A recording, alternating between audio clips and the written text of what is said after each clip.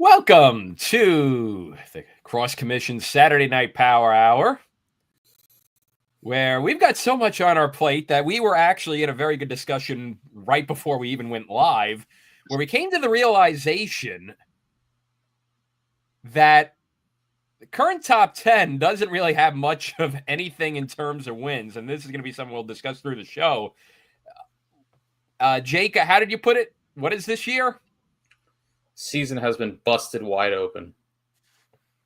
We got Jake. We got Safe, the ambassador of the Ohio State University, on a bigger high than the revenue he saw coming in from gate parking for the Stadium Series last week.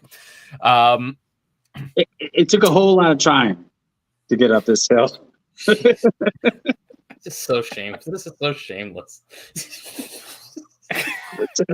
As long as you and me, baby, that's it. We're good. Just so shameless. But yeah, some great games today. Game of the week lived up to the hype up in Ithaca. We'll cover that first. We got our big upset of the year so far in the second one.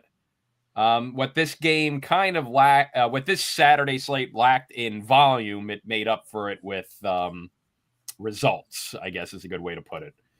And we still got some games up on deck, too. I mean, tonight you got a Central Jersey Derby in Princeton, and you got tomorrow Hopkins Cuse. So we even got some stuff to preview, which is good. So, yeah, do we want to hop right into the games, or do we want to just top off our little convo? Or should we save that for a little later? I would probably close with that, just because the games will be the setup. Yeah, but man, what a rich a day that's gonna rich with storylines, or will create many storylines out of it. Yeah, this season's wide open, I think, is the proper way to look at it. Or at least it feels like it. I mean, we'll see. We've kind of been teased with this before early on, but yeah, 6 weeks into the season now, so I think it's the season is busted wide open. It feels like, yeah. I mean, but I remember a couple years ago, we had that first month, and it was Hofstra ranked number 1 on St. Patrick's Day. Oh, that was funny.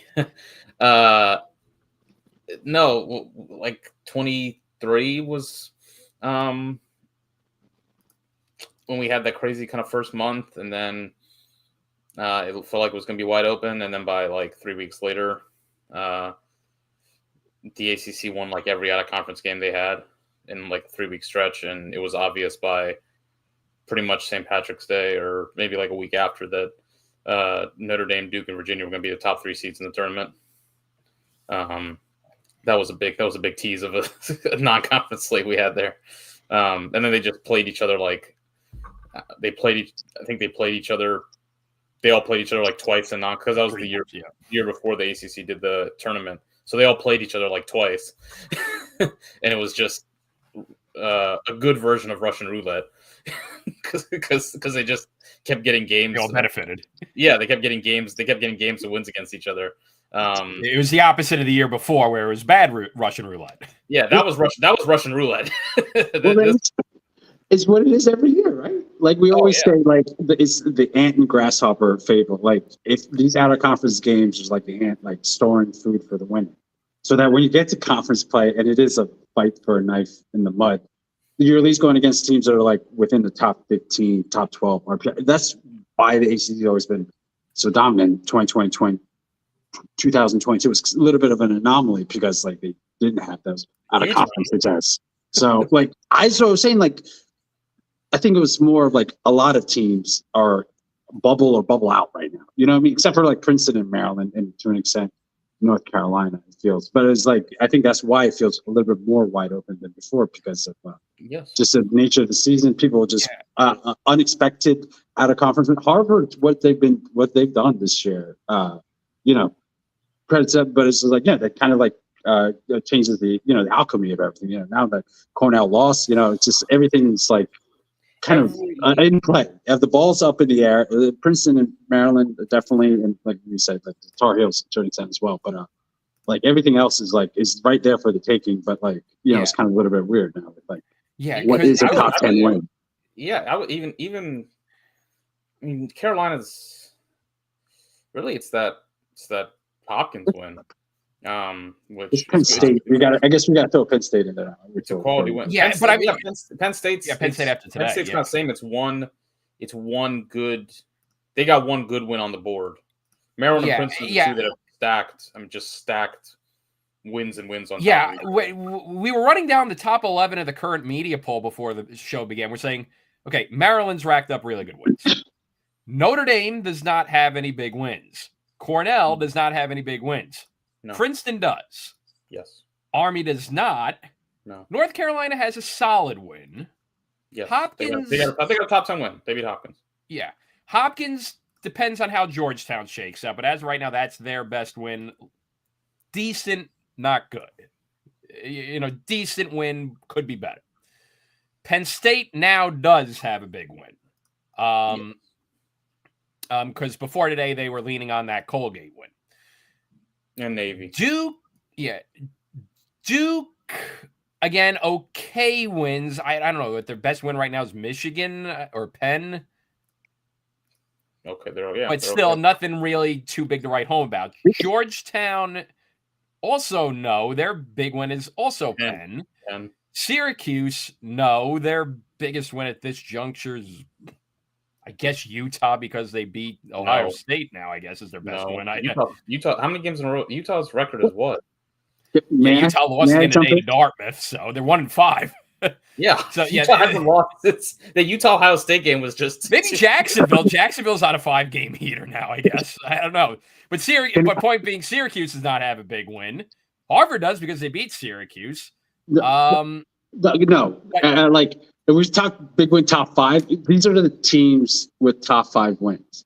How about top Princeton, 10? Princeton, Maryland, Colgate. If top 5 RPI wins, which are what actually matters. Don't count top 5 RPI. The RPI. I think we should. The RPI, because the RPI on March 8th isn't reflective of what it's going to be. It's a good roadmap of the teams because once I'm not going to acknowledge this because I don't talk RPI on March 8th. I talk RPI in April. So I hear you. I love you, Jake. I'm just saying, but like right now, like if we think like big wins, like Colgate has one because they beat Harvard, and like Harvard's a top. I think it's going to be. The RPI is not mature. It's not an adult. It hasn't marinated. I hear, but it's like it's almost like 6 weeks into the season, or like once it goes into the out of conference plays ends, like for the most part, then it's like the just go with the media poll. Go with the media poll. Yeah. But point being is there's 3 teams in the top 11 that have a very good win. How many teams have media poll top 10 wins?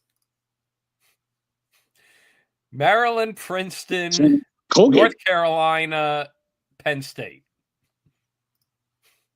And Colgate. Well, it was Harvard. Or like this one or what will be because Harvard's 10 or 11. Colgate beat Harvard. Yeah, there you go. Maryland, Princeton, North Carolina. Ohio State. With Notre Dame. Notre Dame. Yeah. There you go. That's not Maryland and Princeton. This is a key, and this is why it's very. Yes, this is a great point. Colgate is like 30th in RPI on Monday. Like it's not a reflective. If you did, I'll not to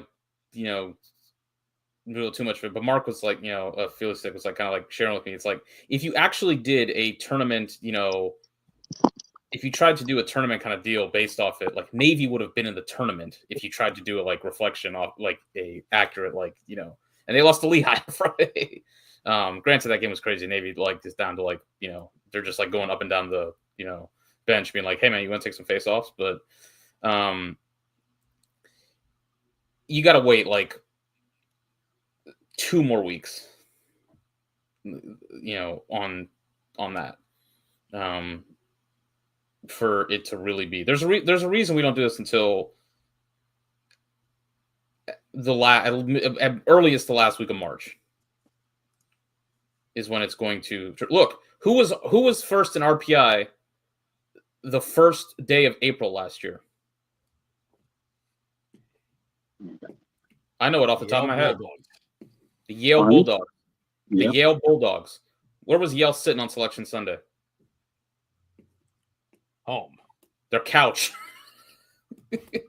So that gives you an idea. Yes, Peter. Yes, it was Yale. Yale was first in RPI on. Do you know who else was super high in RPI early April? Penn State. Where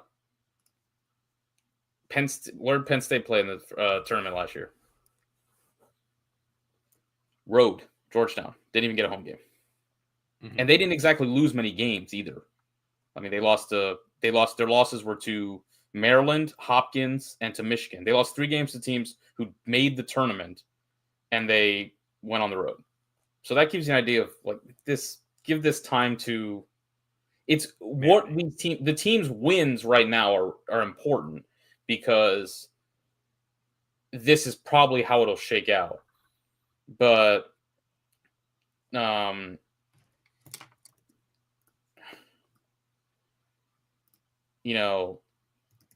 RPI is not, it's you gotta wait a little bit on that.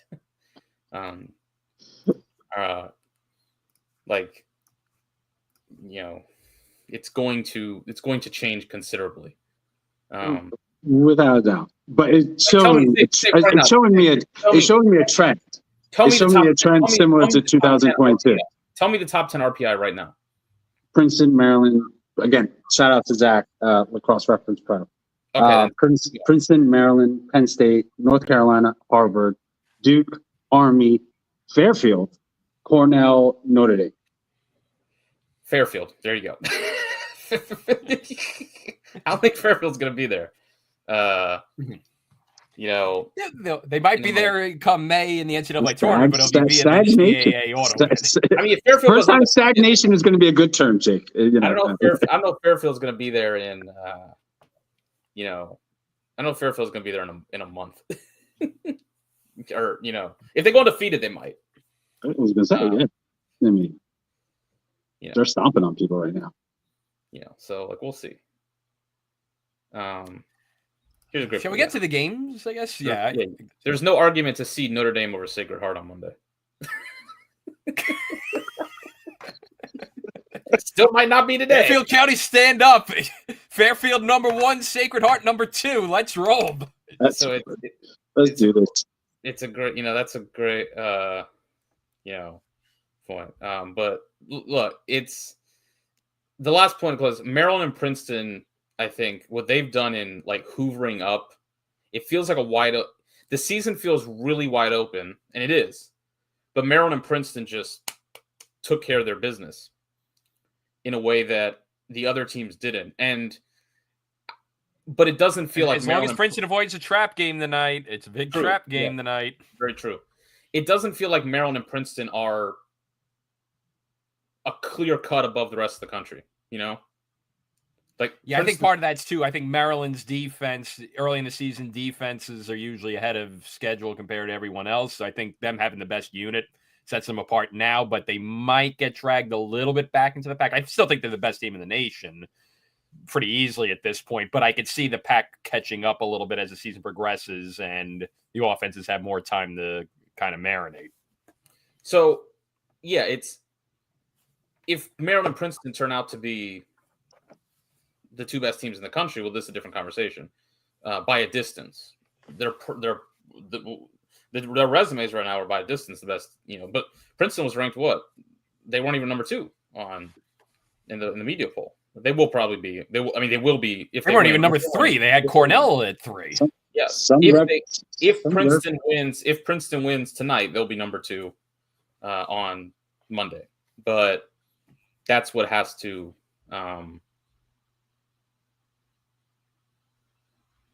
that's what has to kind of play out. Some very reputable voters did have them number 2 in the media poll. I just thought that. Yeah, the season these games feel very magnified.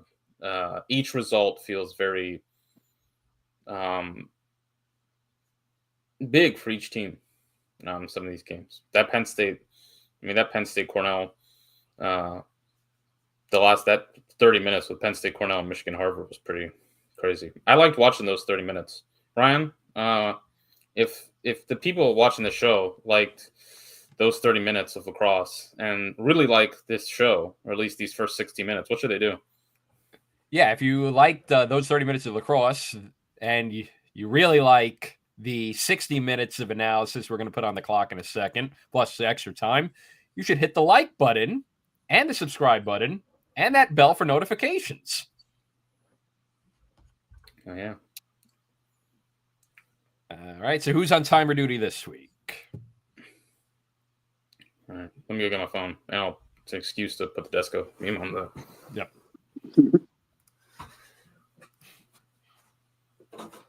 I'll start the clock in a moment.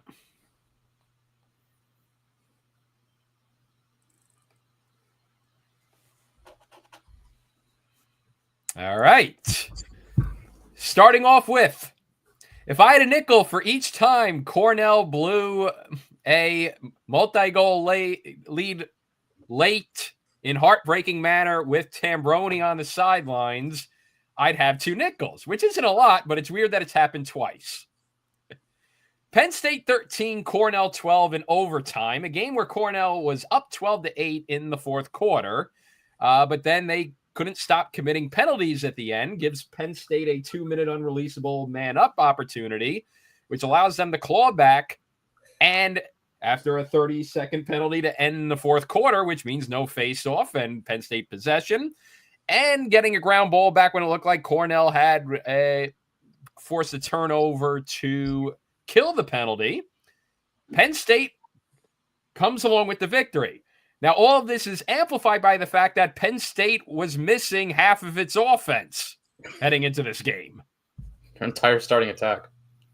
Which makes this possibly one of the most Cornell losses Cornell could ever have. So, a lot to digest with this one as Penn State racks up a huge victory.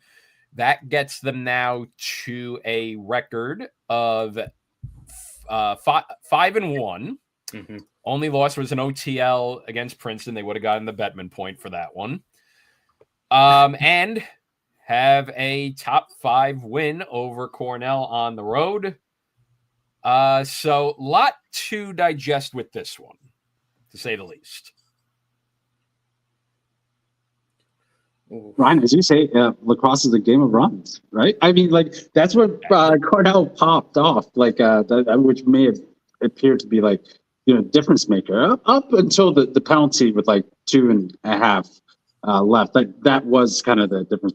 Cornell won like a 5-0 run, I think, when Penn State got up early. And then while the game was always close and Penn State was able to claw back, I was like watching, chatting with you guys, the DM thread, and I was like, it just felt like, given the circumstances, like, this was, we hate to say, more victory. I was like, this was Jake, you were noting, I was like, hey, Tambroni's able to do this, without without his whole attack. Like, it was actually commendable. But like, once the penalty and it was like, it was like non-releasable, I was like, they have a chance. And it happened to be on Cornell's face-off guys. So like, if Penn State was able to score, they would always have a 2-3 advantage for any upcoming face-off. And it just, like, we always say, it's just like, disasters is not one thing. It's like a litany of things that happen. And it was just like, kind of just like a slow motion disaster for Cornell. Almost like a microcosm, honestly, of like last year's, like, last weekend before Selection Sunday, where like everything that had to happen for Cornell to not make the tournament last year, like, did actually happen. And it was just, and then you have like, the overtime session with like another flag to the, Penn State ended up just carrying the possession into, to OT. But it was like kind of what people like really love about this sport. The drama. There's like kind of it's pretty much all sports are unscripted dramas, and like the way that this like changed like momentum and felt like Cornell like played pretty well. Like I really didn't like this. Wouldn't 99 out of 100 times this game would have ended with a Cornell. Maybe it would have been like kind of close, but like you wouldn't have like given up all those goals and then like the overtime in like 100 opportunities, and it just happened to be this one this one scenario. We like it was ours. Like the Princeton game last year. It was but yeah, no, I feel bad for the Cornell players. Obviously, just like got a devastating loss, but it's just like for the fans, like this is kind of why you kind of watch the sport. Oh yeah, the slow moving car is such a great example or analogy because Cornell took in this game. I'm trying to look at it. I'm pulling it up on the box score. Penn State had 6 man-up opportunities in this game. And through the first 3 quarters, they were 1 for 4. And so Cornell was playing great man-down defense for the first 3 quarters. But the thing is, Penn State's down their entire starting attack. And throughout the entire game, they really had trouble scoring in half-court settled 6-on-6. And so you're seeing Cornell give them opportunities repeatedly in extra man. And you're like, this feels bad. Like, you have an opponent who is down their top 3. There are 3 starting attackmen. 2 of those guys, Trainer and Lehman, might be number 1 and number 2 on the scouting report of guys you got to stop. So Penn State is just having to grind for offense. Their first midfield that they ran out there, Aquino, Amon, especially those 2 guys, they played like the entire game. They took like every shift that first midfield because they needed to. Those were the main 2 guys. And you're watching this, and Cornell keeps getting away with it. But you're watching them keep getting away with it. You're like, I feel like you shouldn't keep doing this because they can't really score on you. Every Penn State goal they scored a man down goal in this game. Yeah. They got some early offense. They'd get out ahead like on transition, or they just score quickly.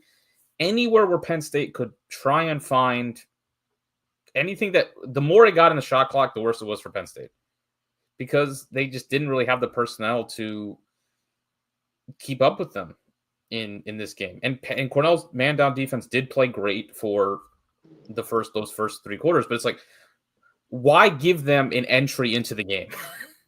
Like, why give the opponent an opening? And as soon as Penn State scores to make it, it's 12-8 and with 2 minutes left, and they blow a clear. The 12-9 goal was off a failed clear off the 10-man. That they ride it back to 12-9. I mean, talk about ominous in hindsight. And then, oh yeah, I failed to leave out the final minute. The key thing that Cornell, we'll get to that in a second with this. Oh yeah. Oh no. I mean, this is a true. This is a special, just disaster that they concocted. Yeah, this is something that you would expect from the same program that had the 23 seconds of hell. Oh yeah, I went to the boards, and they like literally saw it's like, this is the worst end of game we had since the Syracuse. Like, I haven't seen something so bad since the loss to Syracuse.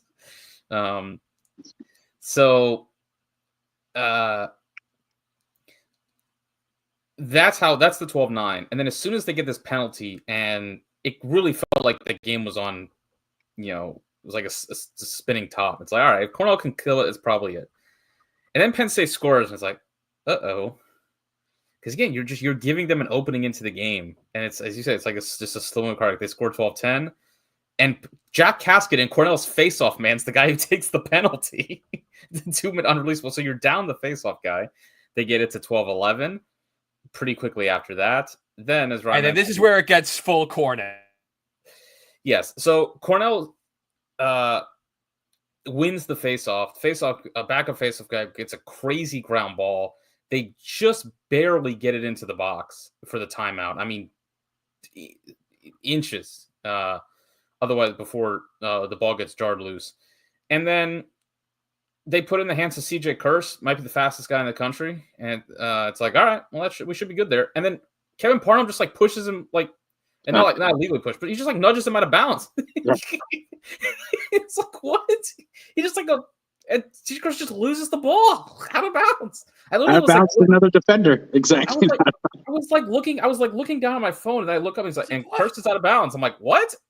That happened in like 2 seconds. Yeah, Eddie made a successful first lap around, and then he's coming along, and then whoop. All right, it's like you're right next to the out of bounds line in that situation. What are you doing? You can go to the middle, pass it. Like he's just. I know you're the best offensive player in the country, but somebody's got to. Been like, wow, the kicker. Cornell had a timeout. Yes. The score bug was correct, of course. You never know with the ESPN Plus productions, but they had a timeout to spare. Part of us have just couldn't believe his eyes. He's like, oh wow, he's right here. Thanks. Just nudges him out of bounds. And then Penn State scores to tie it up. They win the face-off. There's another penalty. There's another penalty after they win the face-off to tie it at 12-12. Cornell kills the penalty, but then loses it. Penn State comes back down, and Cornell, they can't get the ground ball after they get the stop, and Penn State wins with just a ridiculous pipe shot by Ethan Long. Look, man, this game was 6-4 at halftime. I even said at halftime, it's like it feels like Cornell should be up bigger in this game. Penn State really could only just get the whole game was Penn State really only could score one goal at a time. They grinded out. Their offense did a pretty commendable job, considering the personnel losses. But if you look at their goals, it's really just one goal at Aquino and Amon scored 2:33 apart, and it felt like early on, like Cornell just wasn't like aware of the personnel like losses, like they didn't, and like once they realized, oh, okay, like we can just double pull the midfield and this will be pretty easy going. After that, Penn State has a almost 19-minute scoring drought. Wallstrom scores at 6:02.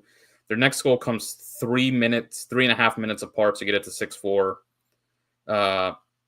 Alex Ross scores man down at 12:44. Alex Ross, by the way, had an incredible game on CJ Kurse. Kurse had a good game. He had 2 goals and 2 assists, but considering the numbers Kurse has been put up, that's great. Alex Ross played the pick game so well. Every time Cornell tried to get him switched onto a shorty, he blew it up. He read every situation with a 2-man game incredibly well. Alex Ross is an unbelievable defender. One of the 3 or 4 best long poles in the country, bar none.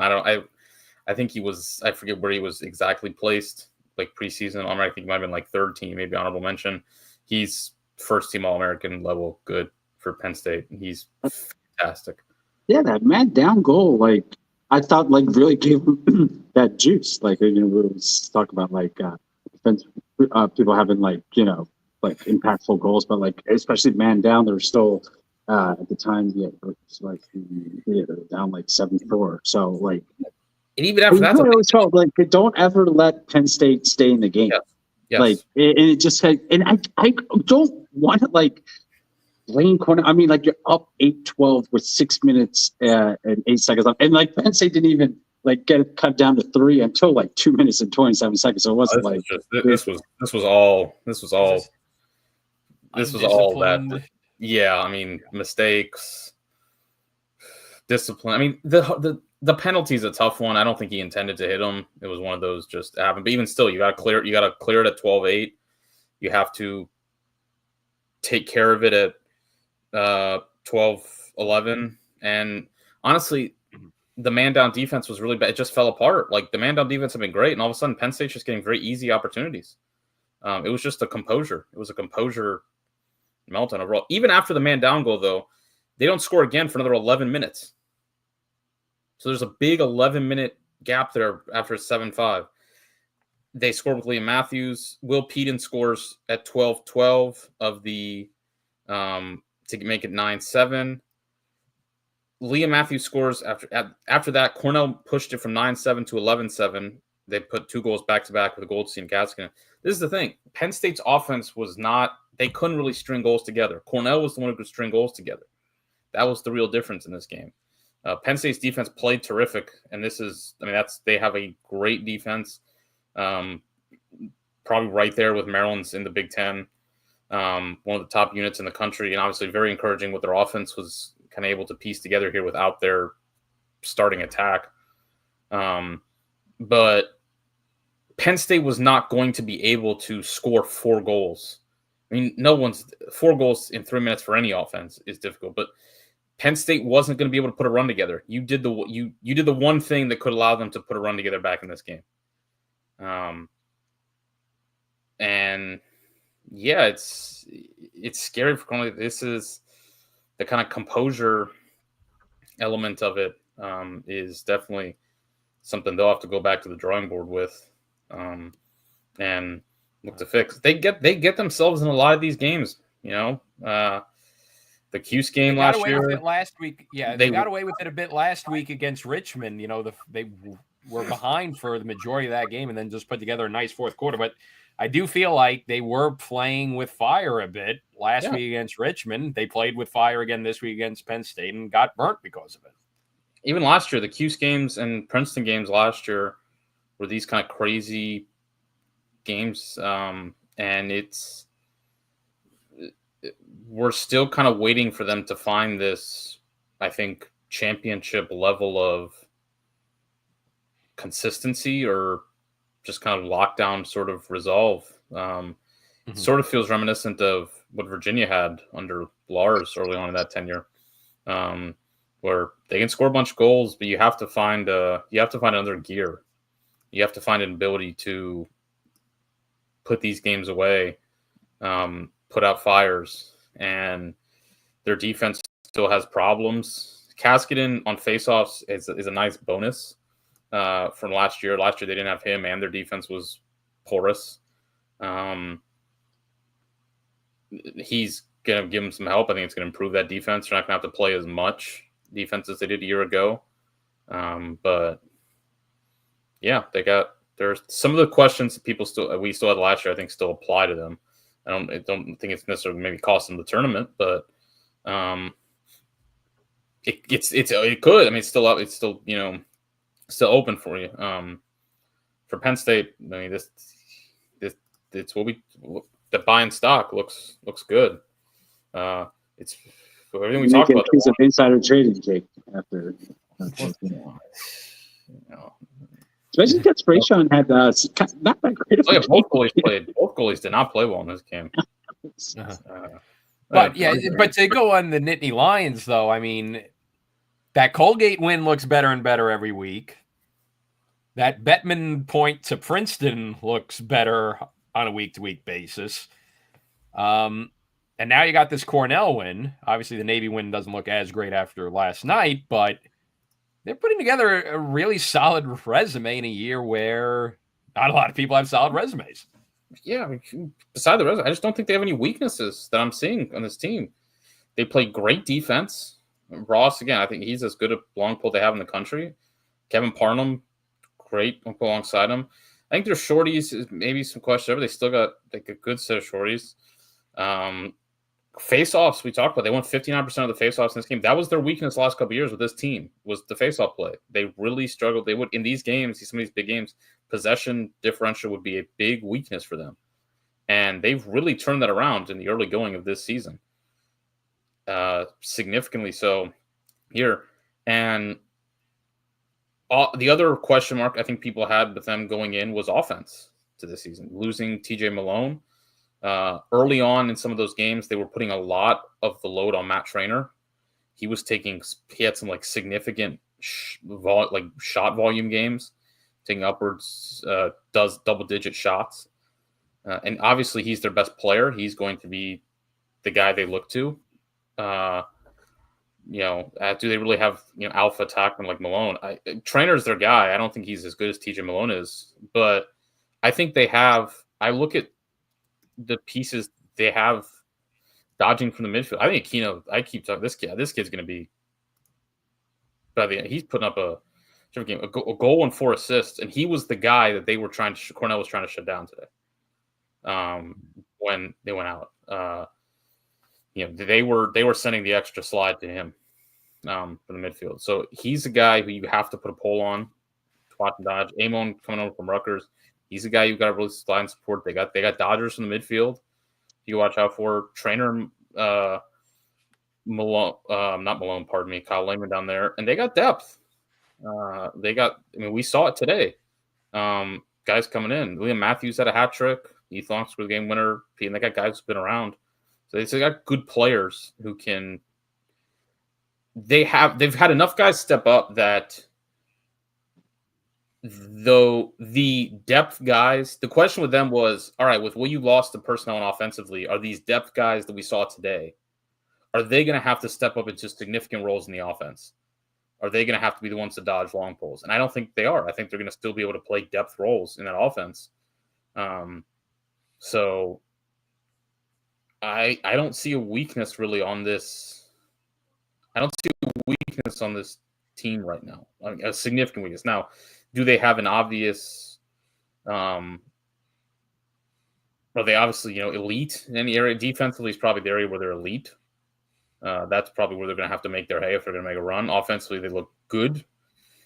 Face off, they look pretty solid, good. Defensively, I don't see any. They look really solid across the board, same as they've been the last couple of years. But face off was where they were down, and now I think they're up. So I think this is. I think they're going to be. I think it'll be really, really good, and I think it's going to be probably right there with Maryland in the Big Ten. That game in College Park is in 2-3 weeks, I want to say. I think it's either the first week. It's on 2 weeks, 23rd. Yeah, it's good one. No. Sorry, 3 weeks. 29th. Yeah, that's what I thought. So yeah, it's gonna be a very good game. Very excited for it. And then they had a nice little schedule, Penn State. I mean, playing short rest of Rob Morris, but then take a little break before the Ohio State game on 23rd. So. Yeah, hopefully get. Hopefully, yeah. I don't know. I mean, hopefully. I don't know. Is it injury related, or they come down with a flu or COVID bug, or I don't. Right. Trainer was on the sideline, right? I don't know. The broadcaster was like 2 people were there, but just street clothes, and one didn't actually take the actual combination. Yeah, I'm not sure. I was looking around. I was thinking in my head. I was like, I really wish College would have an injury list report before games. These are long-term. If these are long-term injuries, it changes the calculus. Obviously, I mean, they don't. They're not going to be able to. Trainer and Lehman are 2 of their best players on offense. If they're a Trainer, especially, they're not making a deep run without Trainer. But if they're short-term, they can bounce back from them. So hopefully, obviously, everything with this is couched with all of them going down feels like, how do you have an injury to all? Like, feels that has to be, I don't know, maybe a flu, something like that, maybe bug, but we'll see. One other point on Cornell, though, that's worth kind of watching, and this is not laying it out there. This is not a Syracuse guy concerned trolling. Next week against Princeton, a must win, because after that, they really only got Syracuse and Harvard in. We've done enough. We've done the. All right, we've done the Fox bracketology talk, but yeah. All right. But yes, it'd be good to keep an eye on. Beating Princeton would be good. Yeah, that'd be a big one. Too. So that. Yeah. But Cornell Princeton is one of those bizarre rivalries where the road team has the advantage usually, right? That game being so early is wrong. They need to switch that back. Yeah, I know why they did it. All the important games in Ivy League play used to be the end, the last week of the season. Now they hate it. It was because the schedule got too. The schedule was too front loaded. It was, remember, like all the important Ivy League games being like the first 2 weeks, and then they would just play they would play nothing until the last week. So they swapped it around to kind of more even, and it's more evenly distributed now. The problem is that Cornell-Princeton the first week, they did it by putting Cornell-Princeton the first week, and it feels wrong. Yeah, and well, if Yale was good, you had Cornell, Yale the next week, and Princeton plays Harvard the next week, so they still kind of front-loaded it. Well. Just real quick on Trainer before we leave, at least the boards. I've noted that, Trainer did get taken out of last week's game against Yale. Looked like a shoulder thing, so. I don't know. That's concerning. Hopefully, yeah.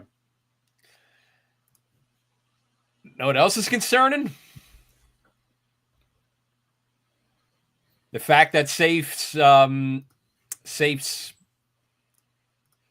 gambling problem on Ohio State might be coming back to the forefront. It's the solution.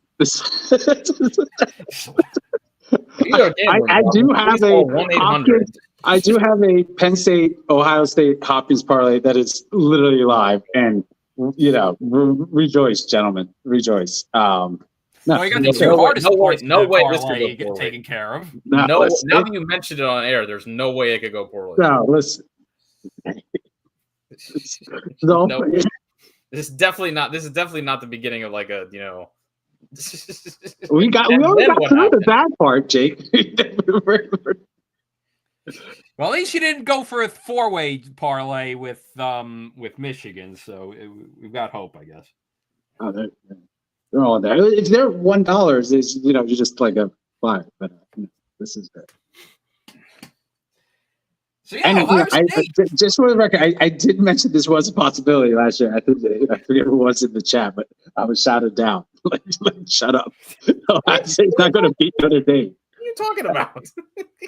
No, not our R3 chat. I like the larger chat. I remember I was saying like what we kind of were talking about a pre-show like about like big wins, and I was like, Notre Dame could be in trouble if they lose Notre Dame, and it was like they're not losing to Notre Dame.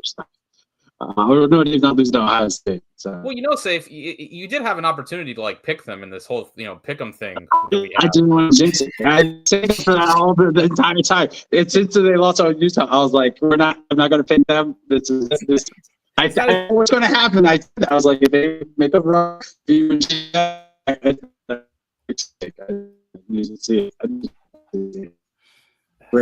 Great. Dave, I think you're crashing. Oh no! I'm gonna boot you. His excitement's gone overcome his internet connection. His internet connection killed. Oh dear! But Ohio State does win 10-9 over Notre Dame. The game where I almost jinxed it for the Buckeyes in our chat. Remember, I was saying like, I don't know, Notre Dame. This doesn't look good for them. Like something's off with them. I don't think they can pull off a big run like Jake was saying that. You got to put them away, and then Notre Dame promptly puts in 3 to take the lead. But then guess what happens at the end? Ohio State, tough-nosed victory, gets a 10-9 win in South Bend. So what do you know? The Buckeyes win. But I guess, maybe not your your uncle's old Nick Myers coached Ohio State Buckeyes. Maybe a little bit of also column B of this Notre Dame team is not the same Notre Dame team we're accustomed to from the past 2 years. Maybe a little bit of column C of still got to wait and see. Look, this was a grown adult W for Ohio State. And they haven't had one of these in, I'd probably say 3 years. Since they lost, since they beat Ohio State, my goodness, I'm butchering this.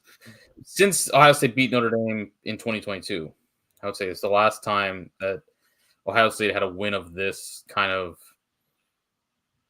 not only stature, obviously, but the way they did it.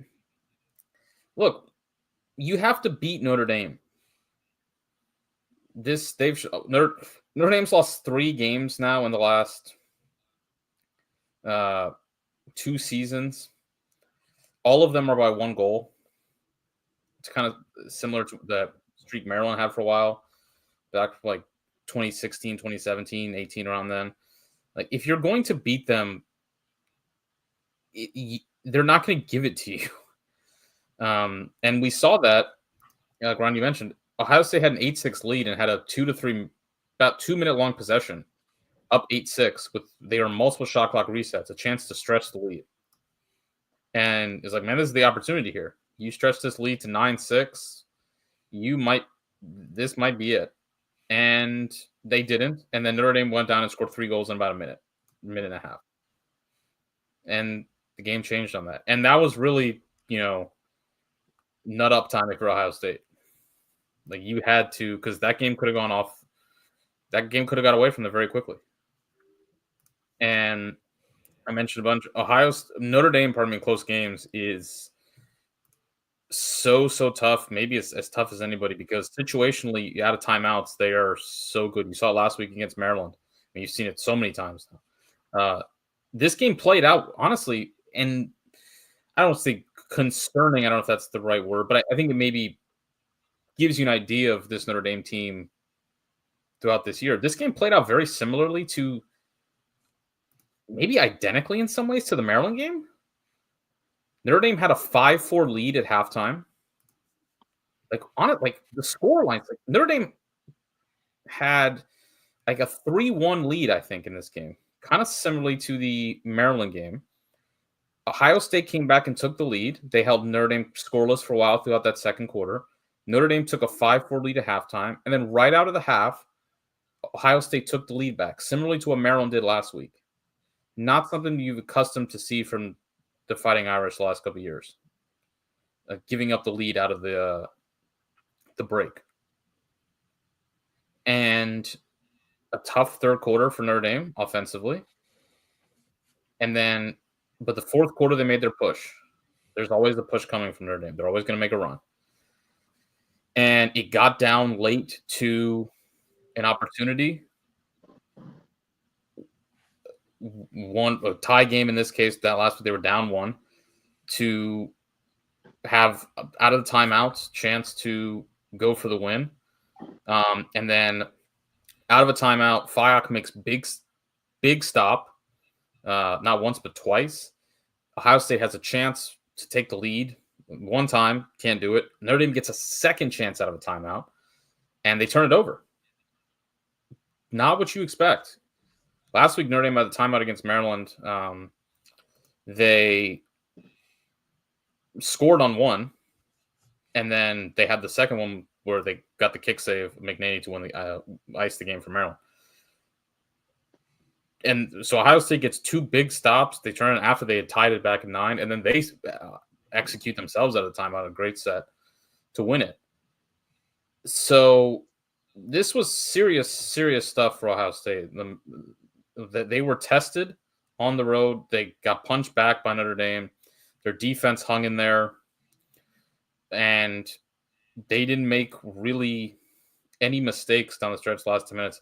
I thought Ohio State's clearing was a big story in this. Notre Dame bribed, not really threatening at all at any point. And Ohio State played a very mistake-free game, I thought, which a testament to them. They played the game they needed to play, and it was a serious good W that they needed. That's really just honest, stuff. It's tax season. They got, just got their taxes out of the way early. Took the trash out, did the dishes, just, everything, just honestly, honest stuff, an honest, ethical W from the Buckeyes on the road, in South Bend. Free range. They have not had that in a while. It's been a minute since they've had one of these.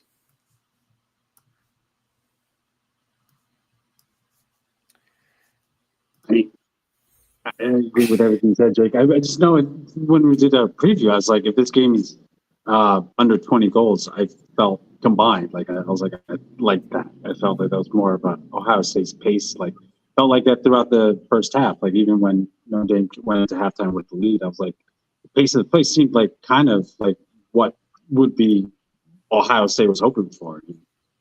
I think Fire was huge in the clutch and goal, but just statement win for the program.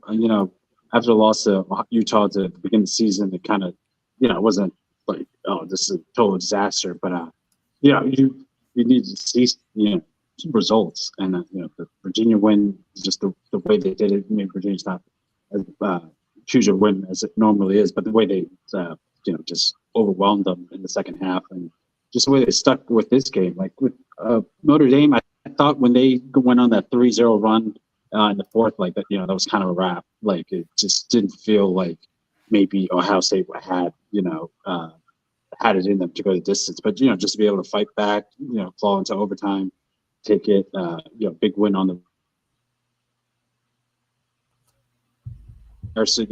program that's kind of been looking for one for a few seasons, and on the cusp of like Big Ten play, going in with just like that loss to Utah. I think Ohio State's in a good position to be in that conversation of like maybe there's going to be like teams in the Big Ten.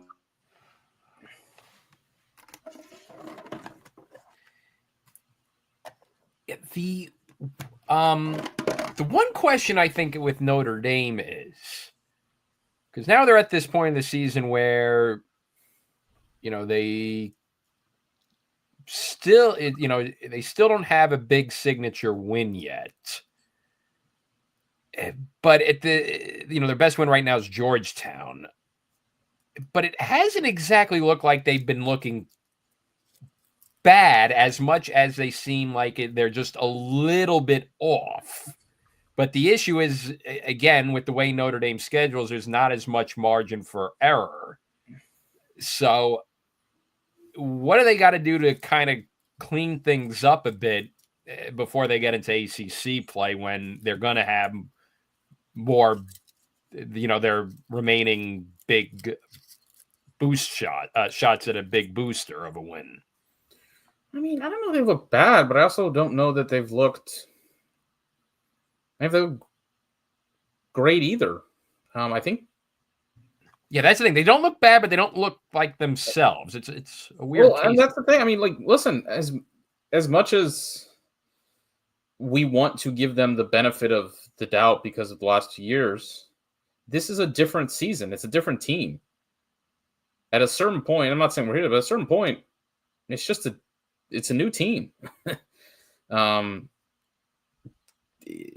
So I think by the end of the year, do I expect them to be a top 10 team? And look, I mean, yes. Do I expect them to be a team that is in contention to make another run at the Final Four? Yes. But there's been a pretty similar pattern to all of their last this 3-game stretch for them. And I think the fact that the way that what followed up this game compared to last week is in the last couple. Look, one, it's the first time they've lost 2 games in a row in 3 years. So that in and of itself tells you a little bit. We talked about last week. We expected that last week they were sloppy. They looked maybe a little unseasoned in comparison to Maryland, who had played a gauntlet of a schedule going in. And so it felt like, okay, well, now they've played Georgetown, they've played Maryland, now they're back home. I thought we'd probably get their best game so far. And I don't think we did. I think that tells you that, will it work itself out? Will this team continue to grow? And will this team be in a better place by April and May? Yeah, I expect so. But the Notre Dame team of the last couple of years, when they lost and they suffered defeat, the progress was pretty linear. The improvement and growth you saw was pretty immediate. Last year, when they lost to Georgetown, they bounced back and they came back against Maryland. They made a pretty immediate statement. And they kept getting better. And last year, when they played that game against Cornell, which was pretty much the last time they were really pushed. And we were like, man, the defense hasn't been great in a minute. There's been teams have kind of been able to score some goals on them. What does that say? Their defense pretty much immediately locked it down from then on the rest of the season. It's a similar story in 2023. That the fact that they're able to do that, that's a testament to having fifth, fourth year seniors throughout your lineup that just know, okay, when the coaching staff says we're making this adjustment, that adjustment just gets made because they're seniors and they know how to do that. That's guys who know how to lock in at the right time. It's not that this is an inexperienced team, but they're breaking in new starters. They are breaking in lesser experienced guys at key positions. And I think the fact that you saw them try and bounce back here and there was still some of the same issues, I think tells you that, will this team be better? Sure. But that progress, it probably is not going to be linear. You're probably going to get games where they're going to be much more up and down than they have been over the past couple of seasons. And yes, like the third attack, like they have legitimate questions right now. Third attackman spot. They moved McLean down there for Picorni today. It didn't really seem to make much of a difference. McLean had a goal. Overall, it didn't seem to fix the issues. Their best line of attack is still through the midfield, and Ohio State has big athletic shorties, and similar with Maryland. If you have strong short stick defensive midfielders, you can currently take away Notre Dame's offense. Ohio State, Georgetown, and Ohio State, Georgetown, and Maryland all played in the same way. They played a packed-in defense. They took away Jake Taylor, and they said, we got shorties who can defend their defensive midfield or their offensive midfield. And that means it's going to be long possessions for that offense, but we are not going to give up dunks. And we trust our shorties to hang in there against their midfield. And therefore, we're going to try and make them jam the crease. And it's going to be long, difficult possessions. And so far, it worked for all three of those teams. They have not had a great offensive game against any of those teams. Georgetown was maybe the closest, but against Maryland, the offense came around kind of late, but still they had a lot of face-offs in that game. This was probably their weakest offensive game, I would say, of the three. Defensively, I don't think they're by any means bad. I think they're good. It's a good defensive team. This was an improved defensive effort compared to Maryland, but also Ohio State's maybe a lesser offensive opponent. But I think you still saw similar things. I think opponents feel like they can attack them. I think there's less of... Last year, it was so hard to find anywhere where you wanted to attack this Notre Dame team because it's like, who are we attacking? Anywhere we attack, it's a fifth-year senior out there. It's a guy who's played so many lacrosse games. Now there are spots where it's a younger player, maybe a player who hasn't played as much lacrosse. Schwitzenberg in there, a sophomore. Gallagher in there as well. He hasn't played, experienced, but hasn't played as much lacrosse.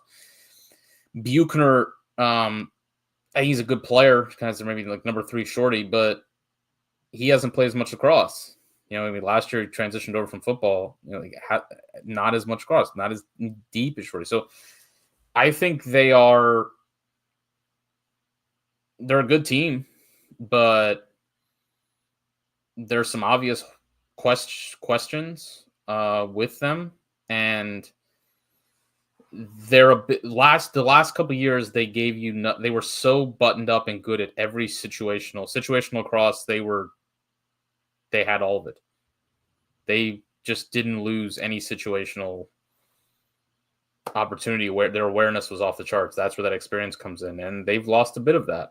So I think officially the fear factor is gone with them now, and that's going to be something that's to adjust from. So I don't think they're in deep trouble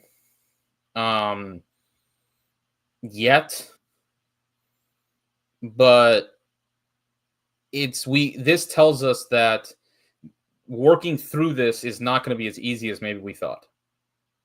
I think it felt like they lost to Maryland, they'll come back and they'll beat Ohio State and they'll be right back at it. And that wasn't the case. And they got Michigan next week. And they'll certainly be the favorite in that game. It'll be an easier game. I think this one was because I just don't know if Michigan's offense has the punch. And I don't know if they'll be able to win face. Ohio State's face-off play was a big surprise in this game, what they were able to do. But you can't just assume that Notre Dame's going to win that game. The way it was the last couple of years, where you just check down. All right, Notre Dame, that's just a W. As we saw, it's not that the same. segues to. Yes, I say too, and that segues to what we saw out of Maryland, Michigan today. 14-11 win for Harvard in Boston. Something I learned on my trip to Boston this year. Jordan Field is on the Boston side of the Charles River. Harvard's athletic facilities are on the Boston side, not the Cambridge side. So in Boston, Harvard though, this was a fun one to watch. Kind of went back and forth throughout the day. Michigan was mounting a little bit of a comeback, but Harvard able to seal it off and pull away at the end. So for the Crimson, that's another big win. The Crimson now have wins over the ACC with Syracuse, over the Big Ten with Michigan. So things piling up kind of nicely for Harvard at this stage of the season. You gotta like it what they're seeing out of the Crimson for the offense. I mean, defensively, Jake put some notes on Twitter earlier that they seem to have some off-ball defensive questions, but issues. But that's probably Ivy League wide issue. But offensively, they are really a dynamic team. Sam King, just like an absolutely star player. Obviously, preseason All-American, but coming in with 6 goals was obviously kind of like a big difference maker. But like it feels like Jake, I always right as well without pause. I always say kind of complaining a little bit about Hopkins. He's like don't feel like there's anyone threatening, and so it kind of feels with Harvard like shooters on deck, like pretty much any guys on the offensive side could do some damage on you. And if that offense stays as consistent as it's been, like this is an interesting team, especially coming into conference play. Like, can you not conceive of a world where Harvard is like a top 2 team in the Ivy? I mean, with that offense, I think that all it takes one upset of Cornell or Princeton. That offense, right? And at the beginning of the season, at the beginning of the season, someone told you that the Harvard Crimson would be, top 2, maybe even who knows, maybe the best team in the Ivy. And I think we would have probably taken the under on that. But you're not to dismiss them. Like I when we were doing the Ivy League preview, I was like, I think a top 4, top 3 finishes within reach for Harvard, and they're going to potentially exceed that. So I think this is major kind of a theme of our preseason show, where like teams taking a step, or multiple teams in a conference, and it's really, I really love what I'm seeing out of Harvard in terms of being in every single game, and really that offense can really pop off. And that's, I think that maybe what you need for, especially for this conference, of to be able to drop a 15, especially because of a team like Princeton, and they could get up to that level. So I think if you're a Harvard fan, you're really stoked with the start of the season. They're going to score goals. Their defense played. This is one of their better defensive games of the season, which is probably pretty concerning for Michigan over the long haul, considering Michigan won 54% of the faceoffs here, scored 11 goals. Marquette scored 16 goals against this team. Colgate scored 19. I think Colgate's a better offense than Michigan is, but I just don't think the Wolverines have punch offensively this year to the degree that's needed. We talked about Michigan. How did they make their run in the Big Ten tournament the last couple of years? It was that offensive firepower. It's just not there. They just don't have. There's no Mikey Boehm. There's no Josh Sawada. The guys, they don't have the offensive firepower that they did. So this was Harvard did have to play a lot of defense at times. They did buckle down, needed to. Graham Stevens made some. He made 10 saves. I thought they were 10 tough saves. 7 failed clears for Michigan. 5 for Harvard. Look, I would put Harvard I think they're a distance behind Cornell and Princeton. I think just athletically middle of the field, especially Princeton. I think athletically middle of the field, there's a gap there.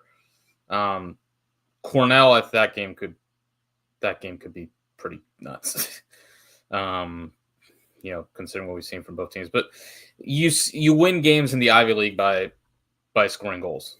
That's just what this league is. That's how they play. That's how these teams seem to just kind of attract to each other. We sometimes we discuss with Penn, like, can you kind of like zig, or like zag when our team zig? And it's like, no, I don't.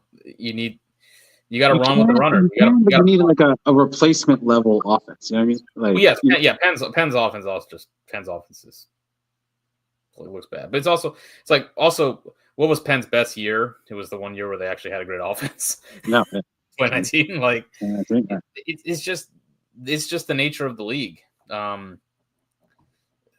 That's how leagues have identities. The Big Ten, I can promise you, it doesn't matter what type of games any of these Big Ten teams play out of the conference. I guarantee you, we'll be sitting here in a month and a half, and Ohio State, Hopkins, Ohio State, Maryland,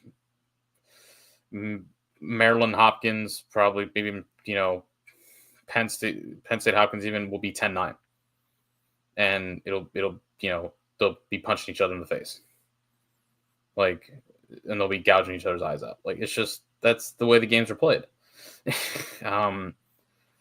So you need to score goals to win in the Ivy League, and Harvard's offense, dude, like, sometimes they're like the Harlem Globetrotters out there sometimes. I did find it very funny that after Cuse fans decided the reason they lost to Harvard was because they threw too many behind the backs and everything, Harvard just came out the next week against Michigan, or 2 weeks later, and it's just like, well, we're just going to, do like have 3 behind the back goals.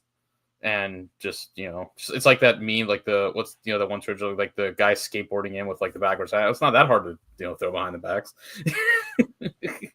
Like, I feel like I'm becoming everything I've ever railed against this season as a Syracuse fan, but it is what it is. Better shot selection, and they're not in that predicament. But it's got to go in. Oh, that and being able to stop nosebleed would have cost.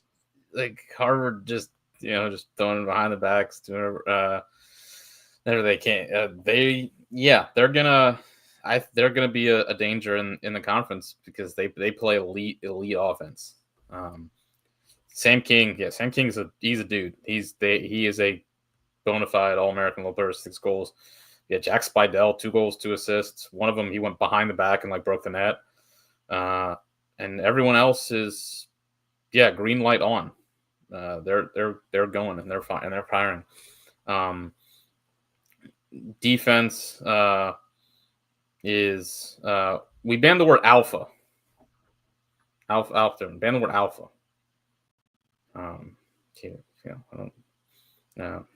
It's key. So I would put them third in the Ev right now. I think they're a clear cut above Penn, because I think you need offense, and they got offense, and then we'll have to wait and see. I don't know how that shakes out. But could those games against Princeton, Cornell be? We'll see. Cornell, Princeton will be obviously tell us a lot more. I feel like they're better poised. They have a better chance against Cornell of kind of pulling them into a crazy game. But you don't know. Every year at the Ivy, there's going to be 1 to 2, even more of these games between these teams. It's going to be 18-17, and it's just insane. That's how it's been the last couple of years. And I mean, also just, I do think the bottom of this league is a little better than anticipated too. Well, it's weird. The bottom is better, but the middle feels like it might be worse. Because Dartmouth had Penn and Yale are a bit behind, but at the same time, Brown's got some decent efforts. Dartmouth is better than they have been. It's kind of weird that the middle class has fallen off a bit, but the lower class has risen. Yeah, Dartmouth had a solid out of conference run. Brown was rough, obviously, last year. And Brown, I mean, just feels obvious they were going to improve.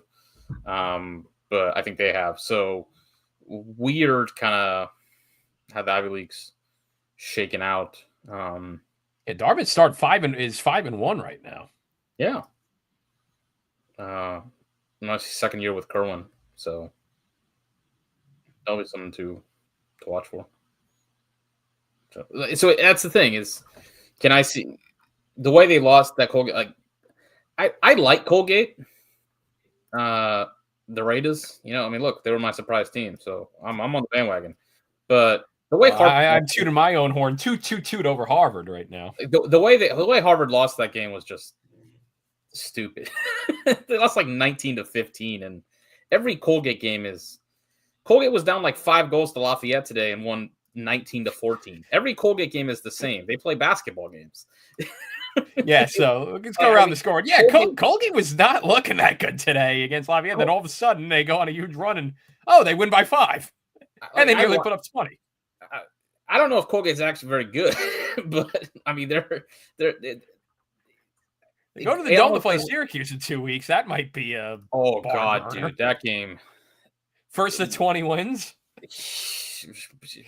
The over isn't high enough in the Dome with how Colgate plays. Colgate is there's no brakes on the car. I mean, they play the most aggressive 10-man ride in the sport. They have a very good offense. I don't know how about their defense, and they're just pedal to the metal. It's amazing to watch. From a entertainment kind of point of view, if you're a coach watching it, it probably makes you want to pull your hair out sometimes. I mean, the box scores out of them are nuts. If you're gonna be, I mean, they've really cooked something up that kind of works for them. But yeah, it's to go off of kind of the Harvard point of it's you wouldn't be shocked to see one of those an upset too that they might suffer because they got sucked into Colgate's vortex. I guess one final note on Harvard, Michigan before we go around the scoreboard. I guess for Michigan, again, coffee's for closers. They got one more big game kill shot attempt next week with Notre Dame. Can they finally pull off that big signature win that they've been nipping at but haven't gotten? They were close against Duke. Now they're close against Harvard. Because that would really raise the floor of the Big Ten if they could get one. If they could actually follow through with a big signature win. Yeah, they don't. I don't know. This team's the program is. They don't seem to really play desperate until they need to play desperate, or they don't have an edge.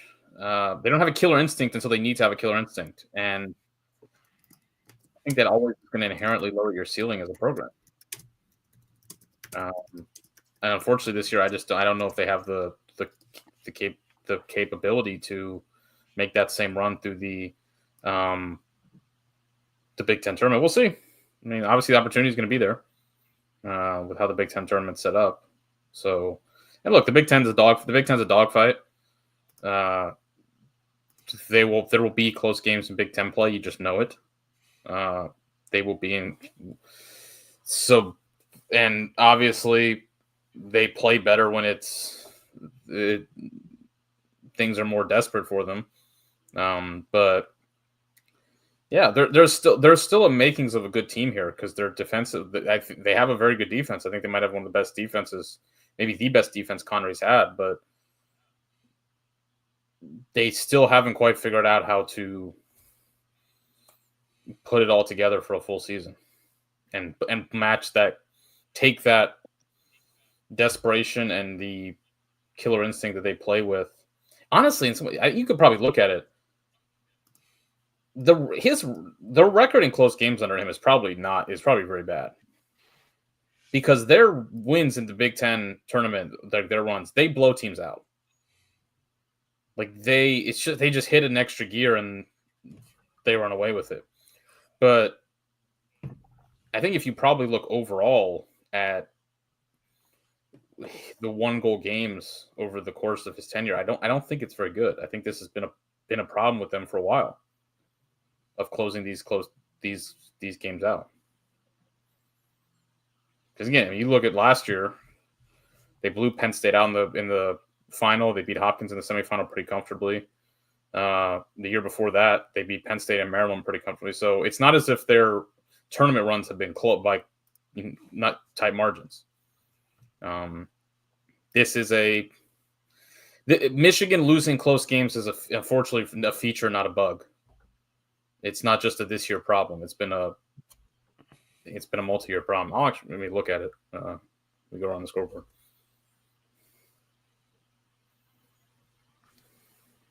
All right, let's go around the scoreboard. Started last night with Troy Mercer beat Hampton 11-5, but then Patriot League play. Lehigh of 1-4 heading into the game beat top 20 Navy 13-8 in a game that was not close at any point in that game. Extra time, by the way. So we're in extra time now. Good. So we made good timing with across the scoreboard. VMI is now 6-1. And we were looking at their schedule. There is a possibility that the Keydets could be 10-1 by the time we get into April with the way that their schedule is. This time against Monmouth, 11-10. In a game that they had to mount a big comeback. They overcame a 5-goal deficit. They were down 10-5 to start the fourth. 6-0 run. Again, lacrosse is a game of runs in the fourth quarter to get that win. So VMI, again, is at 6-1. 11-10 victory over Monmouth. Canisius beats Sacred Heart 10-8. So sadly, Fairfield County is not the hub of top 20 teams only. That one also a comeback, and that is Canisius's first win of the season too. And again, lacrosse is a game and runs. They only had 4 goals heading into the fourth quarter. They score 6 in the fourth to win that 10-8. So quite a few big comebacks very early in the morning. One that was not a big comeback. Number 6 North Carolina beats unranked Hofstra 18-7. Our favorite score. Quinnipiac beats Mount. Michigan, I looked it up. Michigan is 10-14 in 1-goal games under Connery. So, I mean, it's not terrible, but it's not terrible. But I think it also kind of gives you an idea of why they are, sort of where they're at overall. You flip 4 or 5 of those, and they probably have they're probably in a different up a kind of level in the Big Ten with a few more of those 1-goal wins.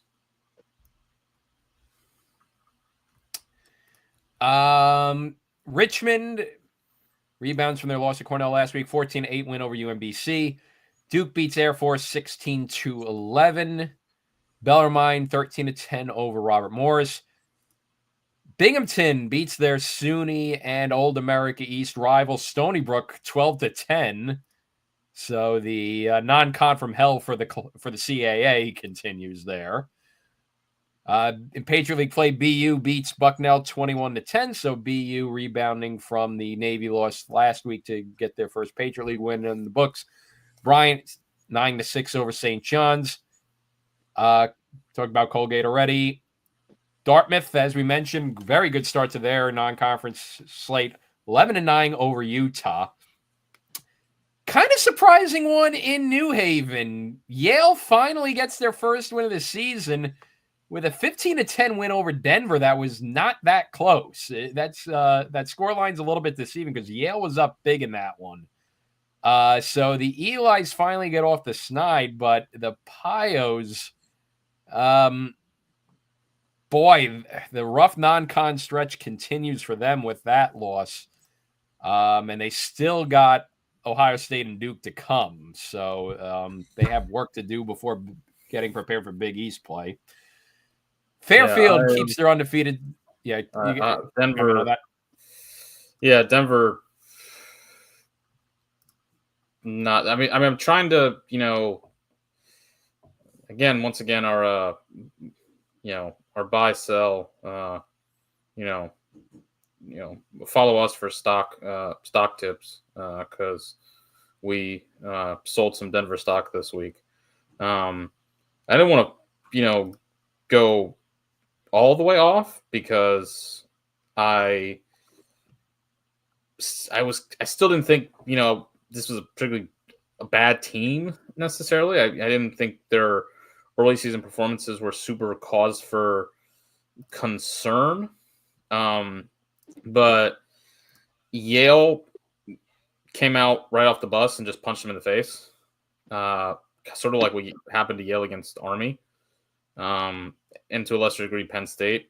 And then after that, it was largely a similar story for Denver the entire season. I mean, it feels, it's kind of like that safe bit where he says, after the first quarter 2 years ago for Hopkins against Virginia, the game was, pretty even. But Denver did they kept it reasonably within it after it. But the problem is Yale won 82% of the faceoffs in this game. And it's just become a glaring weakness for Denver, kind of like we talked about. And I just don't think this is a team that they're not built to come back. Not built to play come from behind ball like that. That just kind of tells you everything you need to know. Like they didn't get down, they didn't get too down, they didn't get turned into a laugher, but they just they couldn't really claw back into it. Yale, that's closer to what the Yale team I think we've sort of been expecting. Machado Rodriguez winning some faceoffs. The offense seemed to kind of figure things out. Leo Johnson, 3 goals and 2 assists. A lot of guys, 4 guys with 2+ goals, 10 guys with goals overall. So nice bounce back win for them. 2 teams I think who are in similar territories. Denver obviously, is just in playing for the Big East tournament mode. And I think is still pretty much in that territory. At this point, but it was good to see their offense get back on track because nothing had been working for them through the first couple weeks of the season. It's basically welcome to the 2025 season for Yale today. All right, so as I said, Fairfield still undefeated, 19-5 over UMass Lowell. Marist 12-7 over Iona in the Taconic Parkway Derby. LIU 13-9 over Queens. Ladies and gentlemen, 0-6 Loyola. Providence wins 12-11 over the Greyhounds. It's sad. It's sad. Honestly, I actually find it to be very sad. It's my honest reaction. It was the same way when Cuse was bad a couple years ago and Hopkins was bad. For that, you had some Schadenfreude. Obviously, because, it's our rival and things like that. But even once you got past the Schadenfreude, it's like, wow, this kind of sucks. It sort of sucks to see Syracuse and Hopkins be bad. I don't really have much Schadenfreude for this. If we ever need to, let us never do this again. If we ever need a reminder of what a home field advantage Ridley is in the early season, Loyola took Maryland to overtime, and they should have won. They were up at 5-2. They also should beat Hopkins. Loyola should beat Maryland and Hopkins. There are other games. You can say what you wish. They have a couple other close games with your own 6, your own 6. I just find it sad. The sport's better when Loyola's good. They have one of the best home field advantages in lacrosse, as we just talked about. Their fans are incredibly passionate. Best student section in the country. Yes. They will sit through rain, snow, whatever it might be. I don't know how they got here. I mean, I know how they got worse. I know that the winds of change within the sport, the structural changes in the sport, have not benefited Loyola. NIL, things like that, so teams able to greater invest within, that doesn't benefit a Patriot League program the way Loyola is. It doesn't really, just in general, doesn't benefit a lot of programs outside maybe the ACC, the Big Ten. Transfer portal, things like that, the not able to admit transfers, maybe admittance policies in general for recruits, but they still have gotten some quality recruits in the last couple of years. It's not like they're bereft of talent. I don't know how they've gotten this 0-6, and Charlie Toomey. There was a point in time a couple years ago where, we talked on the show that quarterfinal they played against Duke, when Duke had O'Neal and Sowers and everything, and they had that game in their grasp where you threw the ball up, and for one game, 60 minutes, there were not 5, maybe 3 coaching staffs in the country you wanted over that Loyola one. That's how just dialed in and together they had it. And the way that it's really just fallen apart there sucks. I don't know what this is the kind of, this is where you really just get a question of what is with how the sports change and things like that. And what is the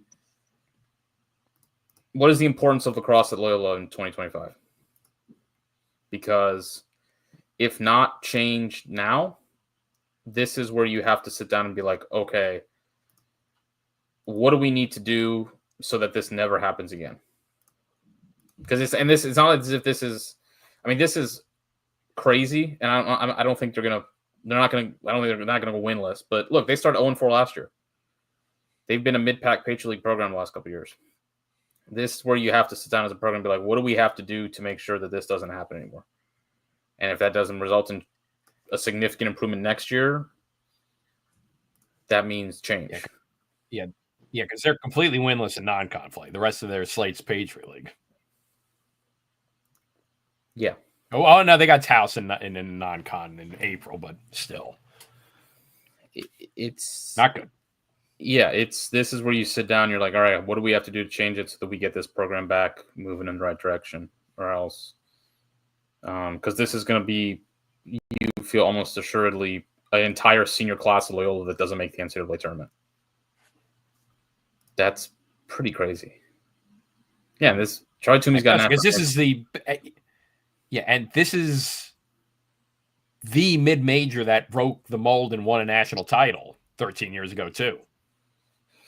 They've got how many? Even before that, how many Final Fours? Yeah, Final Fours, consistent tournament appearances. What Dave Cottle did there for over a decade before. They're unhappy with Mark Van Arsdale for sure. The offense is. Me and Safe talked about it prior to the season. Something seems to have gone off there with. Look, when you're 0-6, obviously, but recruiting development offensively, I just don't know what their identity is. I don't know what it's spare parts. It's they don't have guys who you look to and you're like, okay, this guy's our shooter. These are our main shooters. This is our crease guy. It just seems to be a lot of guys dodging and taking tough alley dodge shots. Yeah, it's a bummer, but it's, they gotta. It feels sort of reminiscent of North Carolina in the 2000s. Is where I would kind of put it right now. And look, the situation there was kind of, that's an ACC program, so that's a different story. But the other answer I would say is, and it never got that bad. You don't want to become Hofstra. And this program was different than Hofstra. The Hofstra had success. They didn't have that level of success. I don't think you want to become, but again, the sport's changed. And if lacrosse isn't as much of a priority anymore with how the sport's changed, that maybe that's just the case, which would be a bummer. But NJIT beats Wagner 12-11 in the New York Bay Derby. So Highlanders get their first win of the season over Wagner. UMass 11-7 over Vermont in Hockey East matchup gone on the lacrosse field. Maryland, no hangover from the Notre Dame win, 14-3 drubbing of Delaware in College Park today. Worth pointing out, Delaware 3-2. Their 2 losses, they scored 3 or less goals in those 2 losses. But also shows you Maryland's defense once again. Big performance out of them today. Terps offense 10-7 over. Terps offense looked good in this one. That was what I was. The way they were passing the ball, the ball move. It looked. I know, kind of seeing this team is kind of like high floor and low ceiling, but this was Maryland's largest margin of victory in over 2 years. The way they were passing the ball in this one was the best I've seen in a while out of Maryland offense. They was crisp, just the spacing. They were on it. Manhattan 12, Merrimack 11. In Texas, Virginia 11, Towson 6. Game that Towson was actually leading at the half, but Virginia has a nice second half to win that one. Nice fitting to have the game there in Houston, Texas. I was watching some King of the Hill clips the other day. King of the Hill, probably the most references to lacrosse in Texas history. But this puts it into reality. Jacksonville 11, High Point 9. Albany 17-12 victory over Hobart.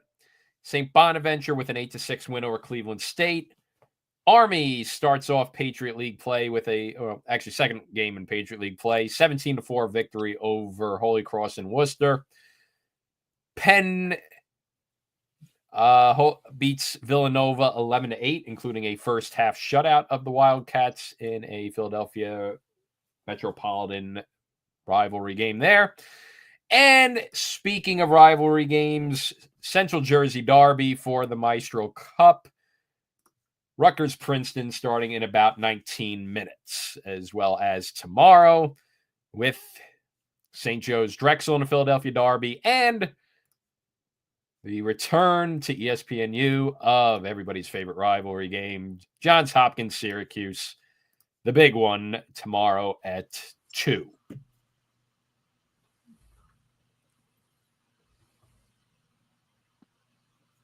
How we feeling, boys?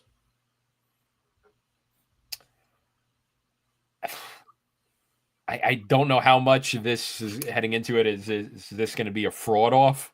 Because I look, as a Syracuse fan, not that encouraged by the start of the season. They need this win because otherwise the cupboard's looking quite bare. At the same token, yes, Hopkins is 5-1, but a lot of those wins are aging like milk. So I don't know. I know it's a big rivalry game, but I don't know that. Yes, screw off. Every Hopkins fan just decided that they cared about Maryland again once the Big Ten was formed. Otherwise, I'm sorry. What? Yeah. You want to repeat that for me? Maybe the media, not Hopkins fans directly, but the media was treated Hopkins. You want to run that by me again? Run that by. Say that again for me. Not Maryland, but no, media. No. Say that again. Repeat the words that came out of your mouth. Hopkins is treating Syracuse like their biggest rival until they got into the Big Ten with Maryland again, and then that reignited the Maryland-Hopkins rivalry. For a while there, it was Hopkins-Cuse. Then it went back to what it was historically with Hopkins-Maryland. I don't think those were the words that came out of your mouth.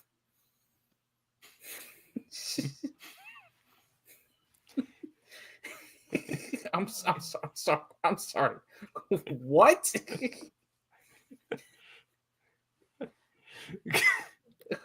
Pardon?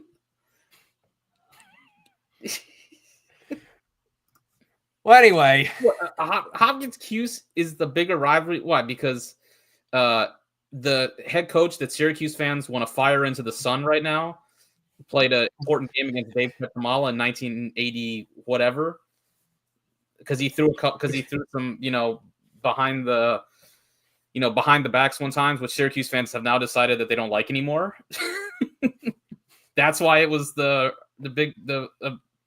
more important rivalry.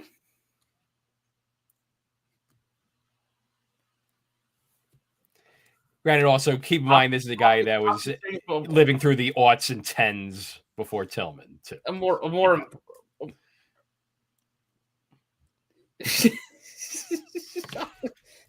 I mean, think of the Final Four battles, 2008 title game, Rabel's last stand. I mean, listen, I understand why nostalgia is very important for Syracuse fans because the recent results aren't much to Well, same with Hopkins. Hopkins is all about nostalgia too. But the idea that Maryland, just became Hopkins' biggest rival 10 years ago, as opposed to the 125 years of history that they have, and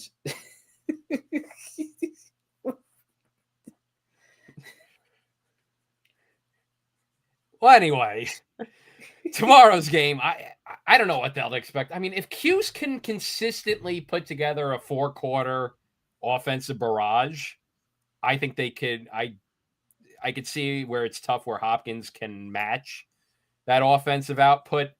The issue is they can't have these third quarter lulls. They've gone 3 straight games now where coming out of the half, the Syracuse offense is just completely shut down. We saw it against Maryland, and that's a credit to Maryland's defense. But the concerning part is when they did it against Harvard, where they just didn't have any answer for Harvard in that third quarter and let Harvard get back into that game. And then last week they had it well in hand against Utah, but again, another scoreless third quarter. So that's going to be the concern. They had no problems getting off to a hot start. They got to play a full 4 quarters, though, because if they let Hopkins take control of the game out of the locker room in the third quarter, that's going to make it tough. So I think that's where it stands, is where I think if Syracuse could put up the goals consistently, I see it's going to be tough for Hopkins to respond to that. But on the flip side, if Hopkins is able to put Syracuse in a scoring lull, I see it difficult for Syracuse to get themselves back in the game and be able to make up that ground. I'm worried about a hot start for Syracuse. Like, that's kind of always what fears when Jays play at the Dome. Up like 3 or 4 goals and just constantly chasing. I just have a nightmare scenario if this is going to be a repeat of the North Carolina game where, sort of kind of jumped out early on Hop. They're able to stem, provide some type of a comeback, but it was just, you're always like playing catch up. And I don't like that at the Dome. I just feel like if Syracuse feels good and confident and they're able to get it running, especially with the crowd, which what I expect may be a pretty nice one. Kind of, and just the desperation factor. I think Hopkins is still, thought of as top 5, type 6. But yeah, to an extent, you're correct. I mean, some of those teams are having bad seasons because Hopkins beat them. But yeah, like some of the wins aren't standing out as much, and especially with Virginia having such a down season, Towson having such a down season after being predicted like a top 18, top 15 team. So this is a big game for both. Like, and being on the road, like I tend to think like this could be more difficult for the Jays, but I really do like how they're playing. Kind of what I was talking in the preview show with you, Jake. Like, I feel like if they just can play the way they have been able in terms of like consistent, clean, keeping the ball moving. That I love the D. Like that's the only thing I was like, I would like to see how Syracuse does against this defense. Given that they've have prolific scorers and stuff like that. But like I think Hopkins has a pretty stand-up D, and I'm not questioning Stout or anything like that. But I think this goes defense, short sticks. Like I think that's going to maybe pose a challenge for Syracuse, who may not have played besides Maryland a defense that's like kind of top 20ish. So looking forward for it. I mean, it's like 2:00 national TV is kind of like love to see it. I hear what you're saying, Ryan. I won't leave you out of the island. Like the intensity wise, like Hopkins, the Cuse definitely reached pretty high levels. Maryland's obviously like the main dance partner, but like playoff intensity. Repeat that for me, Save. I said Maryland's always going to be the longtime dance partner. Thank you. Okay, Maine, I believe, was the. I have. Go ahead, finish your point, Save, please. Oh no, it's just Maryland's there. It's always good. Like but the Cuse, the intensity, and like I think because so many ESPN people went to Syracuse, that helped to like pop that up as well. So it's going to be a great game for both fan bases, and I'm looking forward to the Maryland game as well. But yeah, like this, just because Brian and I kind of started together, like our jokes about the duopoly for like almost a decade now. Like I definitely I feel you, Brian. So I'm looking forward to this game. It's one of my favorite games of the year in terms of like just like our chats and DMs and stuff like that. So looking forward to another classic. I mean, just being back on TV. Jake, I know you noted there was a 2022 game was a national TV, but this feels like the first one in a long time. That's where like teams are like top 10, where it's like kind of has a little bit more of that juice. So looking forward to that. I have some sources here. And this was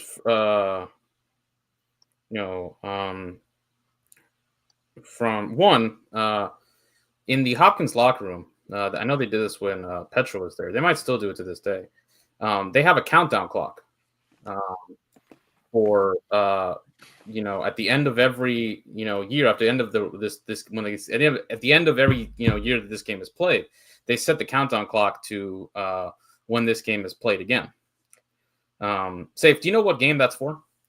I think it's for the University of Maryland in College Park. Yes, that's true. Yeah, not for the Syracuse game. They do it for the Maryland. Yes. This was from in 2004 when Maryland and Hopkins were playing the 100th anniversary game. This is from the Hopkins magazine edition. They did like a week long, kind of like article leading up to that game. It says they know sports writers from major publications will be writing about what Sports Illustrated has called one of the greatest rivalries in all of college sports. We need a trophy for this game, Ryan. Like you have some juice. Find some people in Cuse administration. Call the people in the Hopkins administration. There needs to be something for it. Like the fact that this is crab. We need a trophy, yeah. The crab builds it, Jake. I mean, I know. Like people make jokes about that, but I think you love the crab. I love the crab. Like it's like that has been such so many great moments. I remember that Syracuse 2015 year where like it fell apart in the rain, which was just like, I have more sources. This is from March 5th, 2004. This is from the Johns Hopkins newsletter. The Johns Hopkins newsletter. This is what it says here. The Johns Hopkins newsletter. It says that it says Princeton still sucks. Why lax rivalries will never die. And this is interesting. It says that Johns Hopkins. Wait, is this going as far as saying that Hopkins cares about the Princeton rivalry more than the Syracuse rivalry? No, there was a shirt that Hopkins kids made. Princeton sucks. I think it was like 2000. But it's a reference to that. For young players, 17, 18, 19 years old, they're always very excited about the Princeton game. Petramala continued. You can sense it, and it's human nature for young guys to do that. One of Princeton's biggest advantages is that they're very hungry. It will make a heck of a lacrosse game. However, so why hate Princeton and Maryland and not say Duke and Syracuse? That's interesting. The Princeton game is one that undergrads have really started to relish in more recent years. This is the game for which rude T-shirts are printed up, banners are painted, and fraternity pledges are made to cover themselves in body paint. For the Princeton game. Well, I think part of it that hurts it is that the Syracuse game is always during spring break for both universities, too. That would have... Oh, well, you already thought if it was such a serious rivalry, they would, still care about it, even though spring break is happening.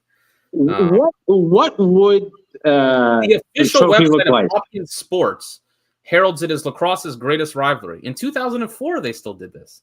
That's crazy. All right, enough. We got your point. What was one of these long-ranging Jake bits where he likes to dunk on me? Let's move on. What would the shape of the trophy be? Maybe that'll be a question for the audience for next time. Like, give us your answers. For a Cuse Hopkins rivalry trophy. Ooh. You make it like a ground ball battle from like the 1990. It's insane. We got to do some research on this. Maybe find the. No, there is no way the Princeton rivalry is bigger than the Cuse rivalry. Come on. God, this is so beast. Hell yeah, I love it. It's awesome. Navy. Forgot about Navy. Yeah, Navy. Oh man, that Navy. Listen, man. Cuse fans. I never saw Cuse fans up against the fence at Navy Marine Corps Stadium yelling expletives at Kyle Harrison. Those Navy fans, man. They were nuts. Also, though, starting in 5 minutes, the Central Jersey Derby. As I was saying at the beginning of the show, Princeton should win that, but that screams trap game. It's a Saturday night game. Is it at home or on the road? 25 minutes away. It is at Princeton. I think they'll be okay. Yeah, I think it was at Seattle maybe, but local rivalry on a Saturday night in between the Tobacco Road double and Cornell. I think Princeton will be up for it. Madeline never overlooks a team, but that does have some sneaky trap game work. Yeah, I don't even know if trap games. They might just I got it. There should be like the Blue Jays should hold like a bowl of oranges.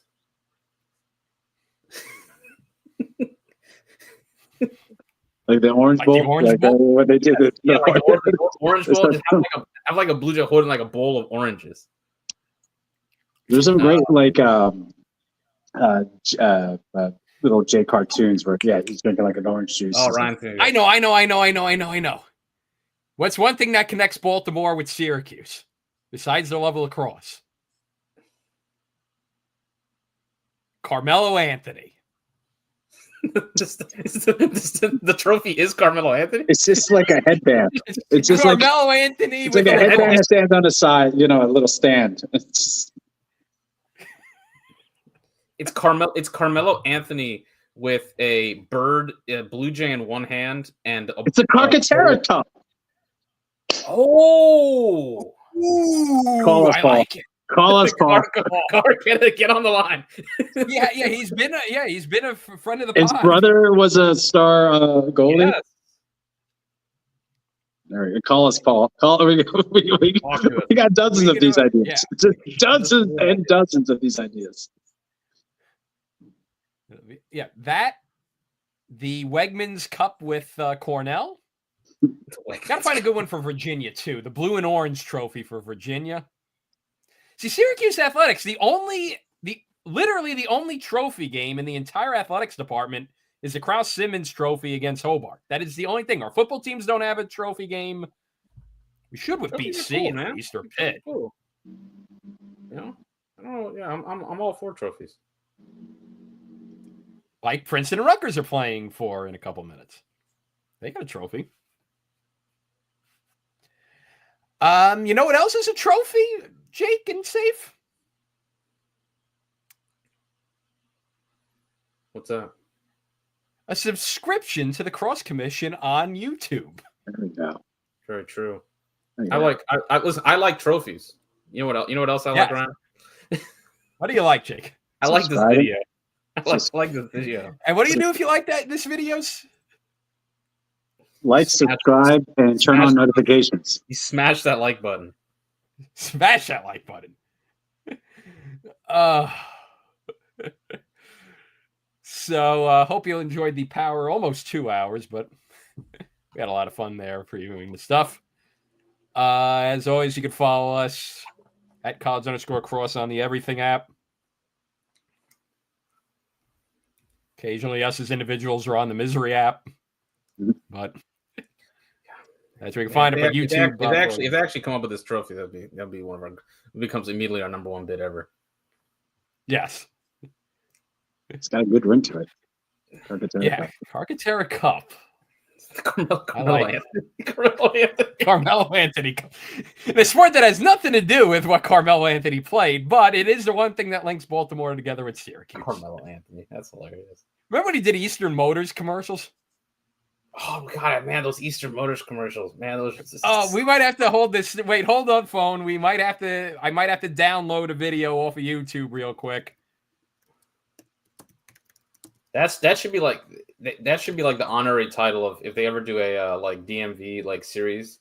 The honorary title should be the Eastern Motors the Eastern Motors lacrosse cup. Eastern Motors. Remember Obi would do the Eastern Motors commercials? Oh man. God, those are so funny. Those are so beast. Give me 1 second. I'm downloading the video as we speak so we could go out to it. Because for those of you that are not done, I'm not even from the DMV, but I just remember those commercials playing. They were classic. Oh, those are Eastern Motors commercials. Yeah, if y'all haven't seen these are like just some of the funniest. All right, we got it. 1 sec. For the first time ever, we're presenting a video here. All right, Becky Lynch for president. Good night, everybody. Stay hydrated. Enjoy this.